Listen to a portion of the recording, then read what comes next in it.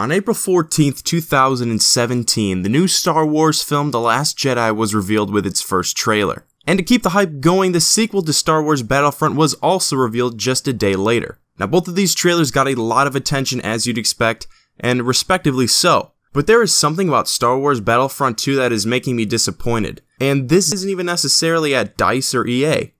It's at you. Yes, you, Greg, sitting on your bed with a bag of spicy Doritos in one hand and the other one in your pants. You disgust me, Greg. You lazy piece of shit. But you see, Greg has something in common with you and me. We don't make these games or market them or anything.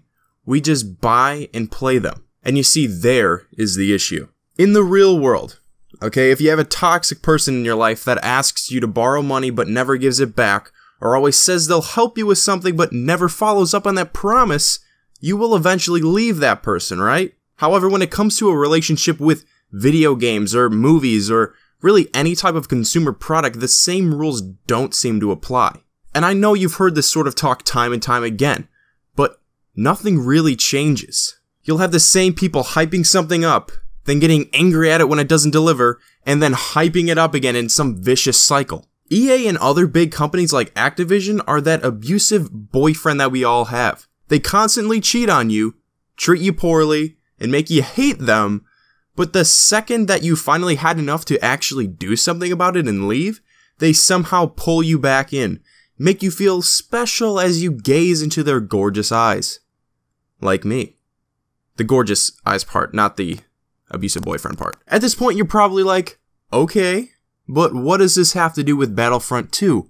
The trailer was amazing. They fixed literally everything that we wanted them to. And you see, that is the problem. If you go back to Battlefront 1, it's very easy to see complaints about the game. Its lacking of progression, space battles, a single-player campaign, and its pay-to-win casual mentality led it to being a game that tons of people bought, but few continued to play after the hype from the film died down. Why? Because it was a game that solely relied on having the words Star Wars on the cover.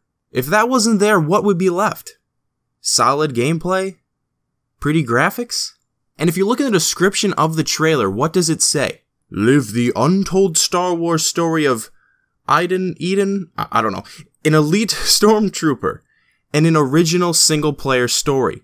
Battle on land and in space, and an expanded multiplayer experience with iconic heroes and villains, thrilling space battles, and a deep progression and customization system. So yeah, I get it. In context, this sounds great, and it very well could be. My point here is to simply inform you of what went down with these two games. And despite the title of this video, I'm not your mommy, okay? I could care less what you spend your money on. All the power to you. Do what you want, do what you enjoy. If you had decided to pre-order the deluxe edition or whatever it's called when you first saw the trailer, first off, I'm not really sure why you're even watching this video if you've already made your decision. I mean, I obviously appreciate it, but if you did do that, you have to know that you are feeding this type of behavior. Companies like EA don't give a crap about what you think about their game. In the business world, the only talker is money. This video is made for the people who are on the fence about buying this game, who maybe bought the first, but were disappointed or let down by its lack of everything, really. Now, I don't know if this is a true tactic, but if this is intentional, I honestly gotta tip my cap because this is genius. Sure, it may be evil genius, but it is genius nevertheless. EA isn't stupid, okay? They know what you want.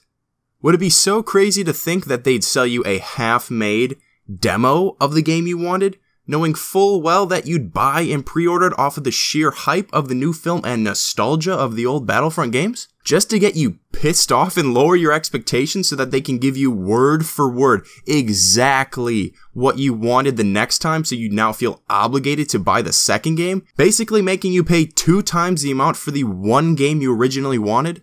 From the consumer's perspective, this is some straight BS, dude.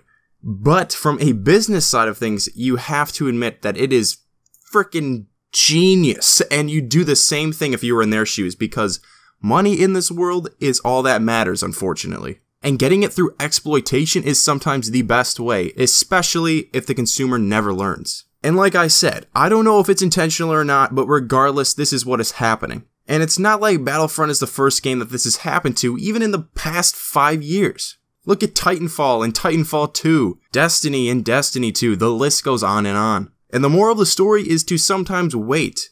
Don't give in to the hype, and hear what other people have to say before mindlessly purchasing something. There are games out there that have a tremendous amount of bang for their buck, but you just have to look for them. You know, I'm not perfect either at this. I fell into the same hole after playing betas of games like Battlefront, justifying any negatives in terms of content with the mindset of, it's just a beta. You know, this is only a taste of what's to come. Obviously, for any game, there are people out there that will pre-order, and some have good reason to. If you enjoy the first Battlefront game, go ahead. If you're a huge Star Wars fan and already buy anything and everything Star Wars, go ahead.